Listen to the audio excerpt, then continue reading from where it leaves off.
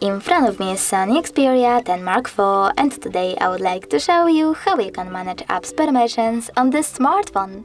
Firstly, go into Devices Settings. Now click on Privacy over here and tap on App Permissions. Following that, just tap on one of your device's features like location and select an app like camera. Then tap on one of those options. Allow only when using the app, ask every time, or don't allow. I will go with the first one, allow only when using, so when I go back, as you can see, camera just gained access to this device location if I'm using this app. But you can always pick any feature and then select app of your interest, for example Gmail. Now tap on See all Gmail permissions instead and manage all of them only for this app. From here. Thanks so much for watching. If you enjoyed this video, don't forget to leave a like, comment and subscribe. Bye!